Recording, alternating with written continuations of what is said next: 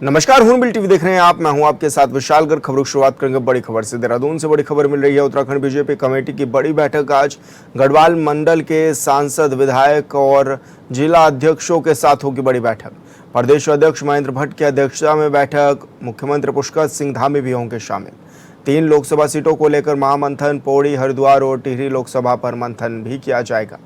ये बड़ी खबर आप तक पहुंचा रहे हैं, जहां पर एक बड़ी बैठक होनी है। प्रदेश के लिहाज से इसको अहम भी माना जा रहा है। प्रदेश अध्यक्ष इस बैठक की अध्यक्षता करेंगे।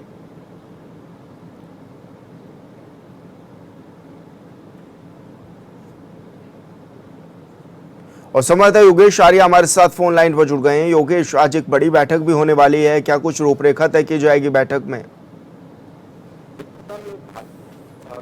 बात करें तो उत्तराखंड की बड़ी बैठक जो है आपको होने जा रही है और भाजपा प्रदेश कार्यालय में ये बैठक होगी, जिसमें गढ़वाल मंडल के सांसद, विधायक और जिला अध्यक्ष मौजूद होंगे और प्रदेश अध्यक्ष और राज्यसभा सांसद महेंद्र भट्ट की अध्यक्षता में बैठक होने जा रही है। बैठक में अगर बात करें तो पुष्कर सिंह धामी भी शामिल होंगे। तीनों लोकसभा क्षेत्रों को जो है बारीकी से जानेंगे। राज्य स्तरीय नेतृत्व किस तरह से वहां पर आने वाले वक्त में 2027 के तहत जो है काम होना है, किस तरह की रणनीति बनानी है। लोकसभा सीट के आधार पर पार्टी की रणनीति जो है, क्योंकि उसको लेकर चर्चा होनी है। संगठन और क्षेत्रीय मुद्दों पर भी जो है जनप्रतिनिधियों से चर्चा जो है प्रदेश अध्यक्ष और मुख्यमंत्री करेंगे। इससे पहले क्योंकि कुमाऊं की अगर हम बात करें तो कुमाऊं क्षेत्र की बैठक जो है मंडल की हुई थी और उसमें भी जो है तमाम बैठकें जो है ली गई थी और मुख्यमंत्री भी वहां मौजूद रहेगी। तो 10:30 के बाद से ये बैठक जो है शुरू हो चुकी है और ऐसे में देखा तो जिस तरह से बैठक की हम बात करें तो लगातार बैठक जारी होगी और इसमें निश्चित तौर पर तमाम जितने भी जनप्रतिनिधि हैं वो अपनी ओर से जो है तमाम मुद्दों पर जो है चर्चा करेंगे। जी, लेकिन ऐसे में योगेश, चुनाव से ठीक पहले इस तरह की चर्चा जिस तरह से की जा रही है, क्या पार्टी संगठन सब मजबूती के साथ इस बार चुनाव लड़ना चाह रहे हैं? और इस बार क्या हैट्रिक तो दावा कर ही रहे हैं, लेकिन कितनी सीटों पर पकड़ मजबूत होने का दावा भी किया जा रहा है बीजेपी की ओर से? देखिए सबसे महत्वपूर्ण बात यह है कि जो 23 सीटें हारे थी भाजपा, उन सीटों पर जो है मंथन किया जा रहा है। कमजोर बूथ पर मंथन किया जा रहा है। इसके साथ साथ जो है अब क्योंकि हैट्रिक लगाने का दावा जो है वो किया जा रहा है, उसी के परिप्रेक्ष्य में जो है लगातार बैठक की जा रही है कि जिस तरह से रणनीति जो है वो तैयार की जाए। खासतौर पर जो है नजर बनाए हुए है कि आखिरकार जो कांग्रेस है, मुख्य विपक्षी दल है, वो क्या कुछ रणनीति बना रहा है। उसके आधार पर भी आगे की जो रणनीति है वो तय की जा रही है। जी, बिल्कुल योगेश, जिस तरह से लेकिन ये भी देखा जा रहा है कि लगातार चर्चा का दौर भी जारी है और ऐसे में दिल्ली से लेकर देहरादून तक लगातार बैठकों का दौर भी जारी है। ऐसे में विपक्ष इसको किस ओर से देख रहा है और विपक्ष का क्या कुछ मानना है कि वो किस तरह की भूमिका में रहने वाले हैं अब आगे? देखिए बिल्कुल जिस तरह से भारतीय जनता पार्टी अपनी बैठकें कर रही है उस पर जो है विपक्ष नजर गड़ाए हुए है और ऐसे में अगर विपक्ष कोई कार्यक्रम कर रहा है तो उस पर जो है सत्ता दल की भी नजर पूरी तरह से बनी हुई है, क्योंकि अगर किसी की भी बैठकों को नजरअंदाज जो है वो नहीं किया जा सकता। 2027 का चुनाव बेहद महत्वपूर्ण है। ऐसे में पूरी रणनीति पर जो है फोकस जो है वो रखा जाता है और उसी के परिप्रेक्ष्य में जिस तरह से बैठक हो रही है तो विपक्ष की निश्चित तौर पर इस पर नजर होगी कि आखिरकार क्या कुछ रणनीति जो है भाजपा जो है तैयार कर रही है ताकि उस पर जो है काउंटर हो सके। तो निश्चित तौर पर अगर देखें तो 2027 का चुनाव बेहद महत्वपूर्ण है, चाहे कांग्रेस के लिहाज से हो चाहे भाजपा के लिहाज से, और दोनों ही पार्टियां जो है अपने ओर से पूरी मेहनत करती हुई नजर आ रही है। अब देखना यह है कि इस बैठक के बाद किस तरह से दिशा निर्देश जो है पार्टी नेतृत्व की ओर से मिलते हैं और किस तरह से जो जनप्रतिनिधि है वो आगे काम करते हैं। जी बिल्कुल योगेश, बहुत शुक्रिया आपका तमाम जानकारी साझा करने के लिए। उत्तराखंड में पहाड़ से मैदान तक बारिश का दौर जारी है, जिससे पहाड़ों में दुश्वारियां भी बनी हुई हैं। आज भी प्रदेश के अनेक स्थानों पर हल्के से मध्यम वर्षा और गरज चमक के साथ बौछारें पड़ने का अनुमान है। मौसम विभाग ने देहरादून, उत्तरकाशी, टिहरी, रुद्रप्रयाग, चमोली और बागेश्वर में कहीं कहीं भारी वर्षा को लेकर येलो अलर्ट भी जारी किया है। कुमाऊं के सीमांत क्षेत्रों में भारी बारिश का असर सबसे अधिक दिखाई दे रहा है। लगातार वर्षा के कारण कई क्षेत्रों में आवाजाही भी प्रभावित हुई है। गढ़वाल के पर्वतीय इलाकों में भी भूस्खलन के चलते मार्ग अवरुद्ध होने का सिलसिला जारी है। इससे ग्रामीण और सीमांत क्षेत्रों में लोगों का आवागमन में परेशानियों का सामना भी करना पड़ रहा है। देहरादून में भी सोमवार को तेज बारिश के कारण कई इलाकों में जलभराव की स्थिति बनी। देहरादून के साथ ही तमाम सड़कों पर पानी जमा होने से यातायात भी प्रभावित हुआ।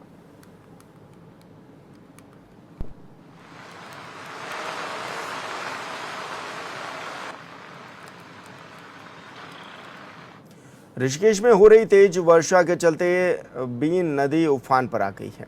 नदी के तेज बहाव की वजह से तालाघाटी क्षेत्र की ओर जा रहा एक वाहन देर शाम पानी में बह गया। हादसे की सूचना स्थानीय लोगों ने थाना लक्ष्मण झूला पुलिस को दी। सूचना मिलते ही पुलिस टीम और एसडीआरएफ की टीम मौके पर पहुंची। रेस्क्यू टीम ने जेसीबी की मदद से वाहन को नदी से बाहर निकालने का प्रयास किया। काफ़ी मशक्कत के बाद टीम ने वाहन में फंसे एक व्यक्ति को सुरक्षित बाहर निकाला और एसडीआरएफ के साथ ही पुलिस की टीम ने दूसरे व्यक्ति को भी निकाल लिया। नदी से रेस्क्यू करने के बाद दोनों व्यक्तियों को उपचार के लिए एम्स में भेजा गया है।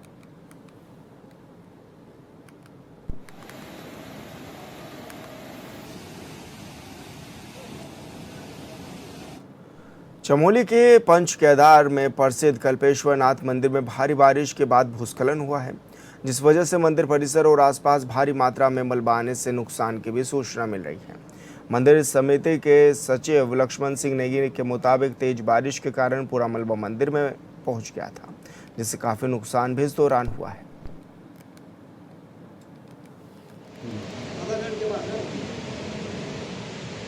और यहाँ से मंदिर परिसर में कई टन मलबा आ गया है। तो भारी बारिश ने एक बार फिर से चिंताएं बढ़ा दी हैं। प्रसिद्ध कल्पेश्वर नाथ मंदिर में भूस्खलन ये हुआ है और यहाँ से मंदिर परिसर में कई टन मलबा आ गया है। और संवाददाता नीरज कंडारी हमारे साथ फोन लाइन पर जुड़ गए हैं। नीरज, कितना नुकसान अभी बताया जा रहा है? मंदिर परिसर में बड़ी संख्या मात्रा में जो है ये भी देखा गया कि मलबा आ गया है। जब चमोली जिले की ये खबर है, जो देर रात को जब भारी बारिश यहाँ पे हुई तो जो पंचम केदार कल्पेश्वर महादेव है वहाँ पे एक जो भूस्खलन की चपेट में यहाँ पे मंदिर आया है। हालांकि मंदिर का जो प्रांगण है, मंदिर को प्रांगण को काफी क्षति यहाँ पे हुई है, तो कई टन यहाँ पे मलबा घुसा है। हालांकि जिस तरह से सुबह होते ही ग्रामीणों और स्थानीय लोगों को पता चला, सारे लोग वहाँ पे गए। मंदिर समिति के लोग वहाँ पे मौजूद हैं, स्थानीय लोग वहाँ पे मौजूद हैं और वहीं जो मलबा वहाँ पे घुसा है उसको साफ करने की पूरी तैयारी यहाँ पे की गई है। पूरा साफ यहाँ पे किया जा रहा है। लेकिन जिस तरह से वहाँ पे क्योंकि टूरिस्ट वहाँ पे रहते हैं और मंदिर के जो कर्मचारी हैं वहाँ पे रहते हैं, हालांकि अभी तक उसकी कोई जानकारी नहीं जुट पाई कि क्या क्या जनहानि की कोई संभावना हुई है। लेकिन जिस तरह से अपडेट आएंगे तो अपने दर्शकों को बिल्कुल इसकी पूरी रूबरू करवा लेंगे। लेकिन ऐसे में अब लोगों में डर का माहौल किस तरह का बना हुआ है और प्रशासन कितना एक्टिव नजर आ रहा है नीरज ऐसे माहौल में?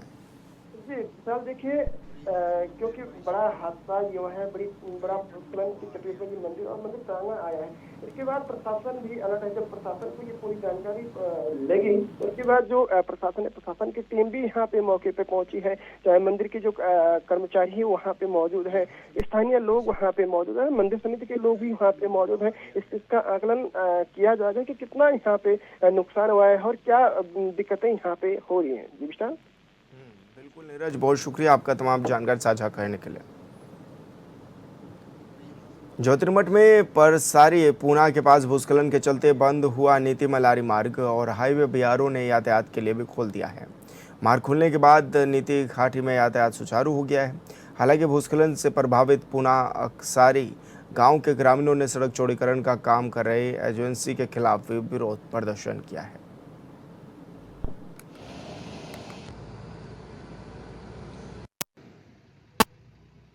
गुड आफ्टरनून दोस्तों, ये ठीक मलारी रोड पे परसारी और ज्यादा कर रहे हैं। ये इनका सरकार का ये शासन तोड़ने हो तो ऐसे कि हम एकदम ऐसा करेंगे, किसी बेरोजगारी को मार देंगे करके। जब तक मेरा भुगतान नहीं हुआ तब तक मैं बिल्कुल यहाँ रोड पास करने नहीं दूंगा। साफ और सीधी बात, आज ऐसा ही होगा। आज भोलेनाथ का भी कृपा होगा, आपका भी कृपा होगा, सबका कृपा होगा। जो यहाँ पे ये रास्ता तोड़ रखा, इसका ये सब ऊपर 2 खेत के ऊपर हमारा गौशाला है, मकान है, गौशाला है। तो यहाँ पे ये दीवार नहीं लगा रहा, जो ये पत्थर था ये रात सब उठ गया यहाँ से पत्थर, तो ये दीवार नहीं लगा है। इससे हमको बहुत परेशानी हो रही है यहाँ पे।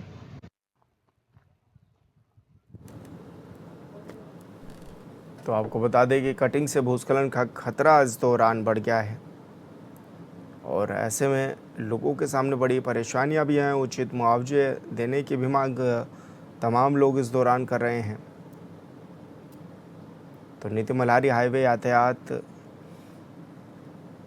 के खोलने को लेकर भी ये बातें सामने आई हैं। मार्ग खुलने से बड़ी राहत भी इस दौरान मिली है।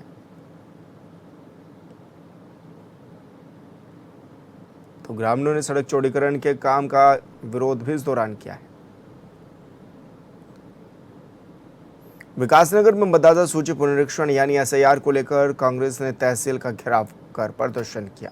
पूर्व कैबिनेट मंत्री और वरिष्ठ कांग्रेस नेता नवप्रभात के नेतृत्व में कांग्रेसियों ने यह प्रदर्शन किया है और इस दौरान खूब जमकर हंगामा भी काटा है। तो वहीं एसआईआर को लेकर कांग्रेस लगातार प्रदर्शन करते हुए नजर आ रही है, बार बार इस पर सवाल भी उठाते हुए नजर आ रहे हैं और तमाम विकासनगर क्षेत्र से कांग्रेसी नेताओं ने प्रदर्शन भी किया है।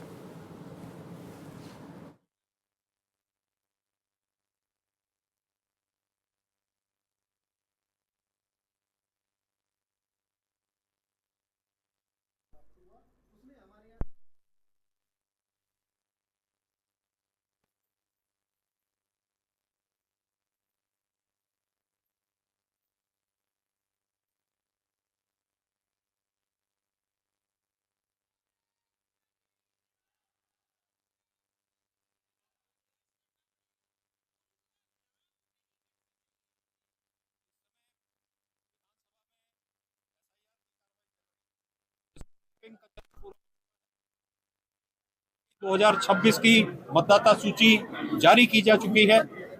जब मैपिंग की गई थी तो बीएलओ ने हर घर पे जाके सत्यापन का कार्य पूर्ण किया था। उसके बाद 41,000 लोगों को कंप्यूटर जनित नोटिस भी सर्व किए गए, जिनकी कार्रवाई चल रही है और जहां कार्रवाई पूर्ण हो गई है वहां करीब 99% लोगों ने अपने दस्तावेज प्रस्तुत कर दिए हैं और ये प्रयास भी बहुत सफलतापूर्वक हमारे बीएलएस ने पूरा किया है। कांग्रेस के द्वारा एक ज्ञापन हमें प्रेषित किया गया था जिसमें जो हमारी एसआईआर की प्रक्रिया चल रही है उसमें जो दावे आपत्तियां प्राप्त हुए हैं उसके नियमानुसार निस्तारण के लिए उन्होंने हमें ज्ञापन दिया है और जो उनके द्वारा आपत्तियां दी गई हैं उसका परीक्षण करेंगे। सेना में 30 साल नौकरी करके मैं रिटायर हुआ हूँ दिसंबर 2023 को।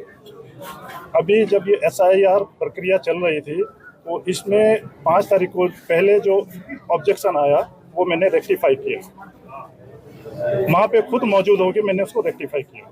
उसके बाद अभी पाया गया 2-3 दिन पहले मुझे पता चला हमारे गांव में 80 लोगों की एक लिस्ट आई है जिसमें मेरा नाम भी इंक्लूड है। उसमें आपत्तिकर्ता का नाम प्रियांशु बताया गया है। मैंने प्रियांशु को कॉल किया। प्रियांशु नाम का व्यक्ति जो है ही नहीं, वो कोई प्रिंस है, वो बोलता है भैया मैंने ऐसा कुछ नहीं किया है। उसके अलावा मेरे परिवार में 2-3 लोगों का और। देहरादून के क्लेमेंट टाउन थाना क्षेत्र से एक दुखद मामला सामने आया है, जहां अटलांटिस हॉस्पिटल में ग्राफिक एरा डीम्ड यूनिवर्सिटी के 19 वर्षीय छात्रा का शव उसके कमरे में फंदे से लटका मिलने से हड़कंप मच गया। सूचना मिलते ही क्लेमेंट टाउन थाना पुलिस मौके पर पहुंची और शव को नीचे उतारकर आवश्यक कार्रवाई शुरू कर दी है।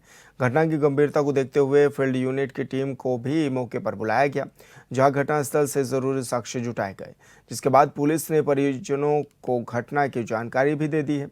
साथ ही शव को कोरोनेशन अस्पताल में भेजा गया है। प्रथम दृष्टया मामला आत्महत्या का प्रतीत भी हो रहा है।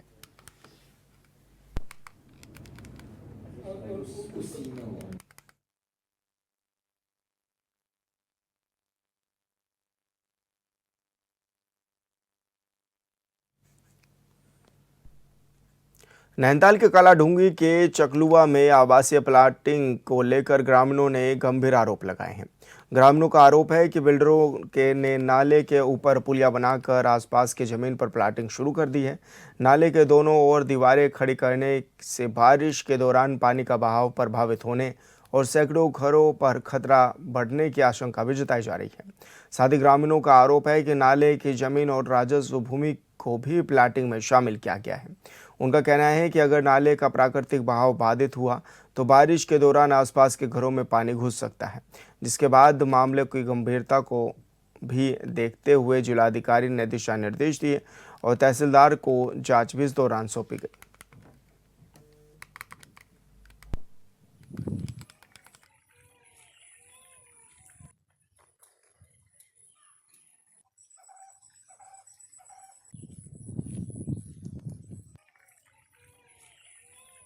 के क्रम में जिलाधिकारी महोदय द्वारा मुझे निर्देशित किया था इसमें जांच के लिए, और उक्त निर्देशों के क्रम में एक जांच के लिए मैंने तहसीलदार कालाडूंगी को लिखा है, और तहसीलदार कालाडूंगी द्वारा उसमें एक रिपोर्ट प्रेषित की गई। रिपोर्ट में उनके द्वारा चिन्हित किए गए हैं कि किन किन खर्रों में, किन किन नालों में पुलियाएँ बनी हैं। वो लिस्ट हमारे पास आ चुकी है। लिस्ट आने के उपरांत उन सभी अतिक्रमणकर्ताओं को जिनके द्वारा पुलियाएँ डाली गई हैं उनको नोटिस जारी किया गया है कि कारण दर्शित करें कि किस आदेश के क्रम में उनके द्वारा ये पुलिया डाली गई है, और अगर कोई संतोषजनक उत्तर प्राप्त नहीं होता है तो उनके ऊपर विधिक रूप से कार्रवाई। निवासी हमें इतना साल हो गया, कम से कम 25-26 साल से ऊपर हो गया हमारा रहते हुआ। उधर नाला बन रहा है, नाला को उधर वो बना दे रहा है, हमारा इधर बन नहीं रहा है। हमारा पानी का इतना खतरा है। सब जो ने प्लाटिंग बना दिया, दीवार बना दिया, हमारा उधर इधर कुछ नहीं, हमारा इधर पानी के लिए समस्या है बस। तो होगी उसमें उतनी ऊंची दीवार बना रखी है, वो जो अगल बगल घर वाले हैं वो दीवार के बगल में छुप गए और पानी आ गया तभी तो कितना नुकसान हो जाएगा उन लोगों का। तो इसका कुछ समाधान निकालना चाहिए सरकार ने भी और तहसील प्रशासन ने भी। थोड़ा गांव वालों को भी आवाज़ उठानी चाहिए जिससे इनका मनमर्जी का जो काम है ये रुक सके।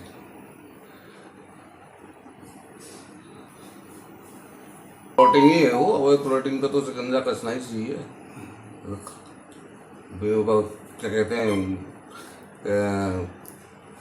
ये तुम्हारा तहसील प्रशासन से मिली भगत करके पैसा खिला के ये काम कर ले रहे हैं, तो कल के दिन ये तो निकल जाएंगे, परेशानी होगी गांव वालों को। वही चंपावत के सबसे बड़े लोहाघाट महाविद्यालय में छात्र समस्याओं को लेकर एनएसयूआई और एबीवीपी आमने सामने हैं। दोनों छात्र संगठनों ने अलग अलग स्थानों पर अनिश्चितकालीन धरना शुरू कर दिया है। दोनों के आंदोलन को देखते हुए पुलिस भी मौके पर तैनात है। दरअसल एनएसयूआई ने कॉलेज में आधुनिक लैब उपकरण, लाइब्रेरियन की नियुक्ति, बस सुविधा और शिक्षकों की कमी दूर करने समेत कई मांगें उठाई। साथ ही कई विषयों के एमए की पढ़ाई शुरू करने की मांग भी की गई है। वहीं एबीवीपी का कहना है कि संगठन पहले भी महाविद्यालयों की समस्याओं को लेकर आंदोलन कर चुका है और कई मांगों का समाधान भी इस दौरान हुआ है। हमारी मांग है पूरी करो, पूरी करो, पूरी करो। हम अपना अधिकार मांगते, नहीं किसी से भीख मांगते। हर साल चुनाव होता है ना। जय भारत माता की जय। हमारी मांगे पूरी करो, पूरी करो। जो मजबूरी हो हमारी मांगे पूरी हो। हम अपना अधिकार मांगते, नहीं किसी से भीख। देखिए, हमारी जो मुख्य मांग है, पिछले वर्ष भी हम इस मांग के लिए बैठे थे। जो एमए में समाजशास्त्र, शिक्षा शास्त्र, इतिहास और सोशोलॉजी के लिए जो हमारे सब्जेक्ट नहीं खुल पाए हैं, उनके लिए हम फिर से इन मांगों के लिए बैठे हैं। और इसके अलावा जो भारी संख्या में मॉडर्न फिजिक्स जो बीएससी फिजिक्स सेम के छात्र छात्राएँ थे, उनमें लगभग की विश्वविद्यालय की गलती की वजह से लगभग 75% से ज़्यादा लोगों की बैक है, जिसमें से अब वो एमएससी में एडमिशन नहीं कर पा रहे हैं। और इस गलती को सुधारने के लिए हम विश्वविद्यालय के खिलाफ ये आंदोलन कर रहे हैं। और इसके अलावा लाइब्रेरी में लाइब्रेरियन जैसी मुख्य मांगें हैं, जो हमने पिछले साल भी हम जिन मांगों के लिए बैठे थे, जो मांगें अभी तक पूरी नहीं हुई हैं, उन मांगों के लिए हम यहाँ धरने में बैठे हैं। जब तक हमारी मांगें पूरी नहीं होगी तब तक ये धरना चलेगा। ये धरना अनिश्चित काल तक भी चल सकता है और हम इस धरने को बहुत जल्दी ही उग्र बनाने वाले हैं। कॉलेज के अंदर जैसा आप सबको पता ही होगा कि पिछले वर्ष भी हम एमए के अंदर सब्जेक्ट की बढ़ोतरी के लिए बैठे थे। आज जब हमारे महाविद्यालय के अंदर बच्चे हिस्ट्री जैसे सब्जेक्टों में, साइकोलॉजी जैसे बेहतर सब्जेक्टों में यहाँ से जब अपना ग्रेजुएशन पूरा करते हैं, उसके बाद उनको मास्टर्स करने के लिए कहीं दूसरी जगह जाना पड़ रहा है। हमको पता है कि लोहाघाट एक ऐसा तबका है जहाँ से हर कोई व्यक्ति इतना सक्षम नहीं है कि जो बाहर जाके पढ़ाई कर सके या और सब्जेक्टों को ले सके या फिर किसी प्राइवेट कॉलेजेस में एडमिशन ले सके। तभी बच्चा यहाँ सरकारी कॉलेज में आता है तो वो चाहता है कि कल के दिन मुझे अपनी शिक्षा ग्रहण करने के लिए मुझे कम से कम खर्चे में, व्यय में मेरा यहाँ से शिक्षा ग्रहण हो जाए। मगर जब हम यहाँ देखते हैं कि हमारे पास हिस्ट्री में 300-400 बच्चे हैं, मगर उनके लिए मास्टर्स यहाँ अवेलेबल ही नहीं है। बच्चों को यहाँ छोड़ के कहीं बाहर जाना पड़ता है। उससे कई बार बच्चों को मानसिक प्रताड़नाएं और क्या कहते हैं, बहुत सारी चीज़ों का सामना करना पड़ता है। क्योंकि एक जगह से जब बच्चे दूसरी जगह जाते हैं तो आर्थिक खर्चा, बहुत सारी चीज़ें, उनको रहना, खाना, उनको वहाँ पे नई चीज़ों में ढलना और बहुत सारी कठिनाइयों का सामना करना पड़ता है। इसलिए हम हर वर्ष, पिछले वर्ष भी हमने ये कहा था कि हमें कॉलेज के अंदर MA साइकोलॉजी, हिस्ट्री, सोशियोलॉजी और एजुकेशन जैसे सब्जेक्ट, जो महत्वपूर्ण सब्जेक्ट हैं जिनको बच्चे पढ़ के बहुत कुछ कर सकते हैं, वो सब्जेक्टों की मांग इतने बड़े कॉलेज, क्योंकि हमारा जो महाविद्यालय है वो पूरे SSJ कैंपस का सबसे बड़ा कॉलेज है। हमारी सबसे पहली समस्या है जो महाविद्यालय में जो साइंस फैकल्टी है उसके अंदर किसी भी डिपार्टमेंट्स में जो इक्विपमेंट्स होते हैं, इक्विपमेंट्स की बहुत भारी कमी है। इसके अलावा जो डिस्ट्रिक्ट का सबसे बड़ा महाविद्यालय होने के बाद भी हमारे महाविद्यालय में हिस्ट्री जैसे मेजर सब्जेक्ट में MA नहीं है। MA तो नहीं, मैम टीचर भी नहीं है हमारे कॉलेज में। इसके अलावा MA के हिस्ट्री के अलावा सोशियोलॉजी, साइकोलॉजी, एजुकेशन में भी MA नहीं है। हमारी दूसरी ये मांग है कि इनमें MA जल्दी से जल्दी स्टार्ट किया जाए। तीसरी मांग, जो कॉलेज में बहुत दूर दूर से स्टूडेंट्स आते हैं उनके लिए या तो बस पास की सुविधा करी जाए या फिर कॉलेज को बस अलॉट की जाए। इसके अलावा जो महाविद्यालय की जो खेल प्रांगण है, नीचे फील्ड है, उसको ठीक किया जाए तथा उसका उच्चीकरण किया जाए। इसके अलावा जो स्पोर्ट्स की टीम जाती है उनका TA बढ़ा जाए तथा जो इक्विपमेंट्स होते हैं उनकी क्वालिटी को थोड़ा ठीक किया जाए, क्योंकि स्टूडेंट्स यहाँ से दूसरे डिस्ट्रिक्ट्स में जाते हैं और उनको मात्र 300 रुपये TA मिलता है, जिससे पूरे 3 टाइम का खाना प्लस जो अन्य उनके क्रियाकलाप होते हैं वो करने पड़ते हैं। तो 300 के TA में बिल्कुल भी स्टूडेंट्स के लिए वो मतलब बिल्कुल भी पूरा नहीं हो पाता है उससे। इसके अलावा हमारी अगली मांग है महाविद्यालय में स्थायी लाइब्रेरियन की नियुक्ति की जाए। महाविद्यालय में स्थायी लाइब्रेरियन नहीं है, जिस कारण अनेकों छात्र छात्रों को बहुत सारी समस्या आती है। गदरपुर पुलिस ने वन्य जीवों की तस्करी कर ले जा रहे अत्यंत दुर्लभ प्रजाति के 21 कछुओं के साथ 2 लोगों को गिरफ्तार किया है। इस मौके पर मामले का खुलासा करते हुए SP काशीपुर स्वप्न किशोर सिंह ने कहा कि गदरपुर पुलिस को अपराधों के निवारण के लिए किया जा रहे कार्यों के लिए सफलता मिली है, जिसमें 21 अत्यंत दुर्लभ प्रजाति कछुओं के साथ 2 लोगों को गिरफ्तार भी किया गया है।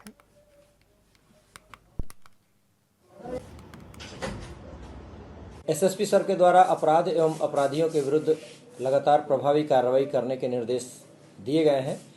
इसी निर्देश के अनुपालन के क्रम में कोतवाली गदरपुर पुलिस की टीम के द्वारा इंस्पेक्टर गदरपुर के नेतृत्व में कल 2 अभियुक्तों कमल पुत्र मुकेश और गोपाल पुत्र लल्लू निवासीगण दड़ियाल थाना टांडा रामपुर उत्तर प्रदेश को 21 दुर्लभ प्रजाति के कछुओं, जिनमें मुख्य रूप से इंडियन सॉफ्ट सेल जिसका वैज्ञानिक नाम निल्सोनिया गैंगेटिका है और सुंदरी कछुआ जिसका वैज्ञानिक नाम लिससेमिस पंक्टाटा है, 21 कछुओं के साथ 2 अभियुक्तों को गिरफ्तार किया गया है, जिनकी उम्र लगभग 26-27 वर्ष है। और ये दोनों प्रजाति के कछुए हमारे वन्यजीव संरक्षण अधिनियम 1972 के शेड्यूल 1 पार्ट 2 से संरक्षित हैं। दोनों अभियुक्तों को अंतर्गत धारा 9/51/48A वन्यजीव संरक्षण अधिनियम 1972 के गिरफ्तार किया गया है और दोनों अभियुक्तों का चालान माननीय न्यायालय किया जा रहा है। इनसे पूछताछ भी की गई है कि इन्होंने कैसे प्रोक्योर किया है और इस संबंध में उसकी पुष्टि कराई जाएगी। और फिलहाल इस बुलेटिन में मेरे साथ इतना ही। आप देखते रहिए हॉर्नबिल TV। नमस्कार।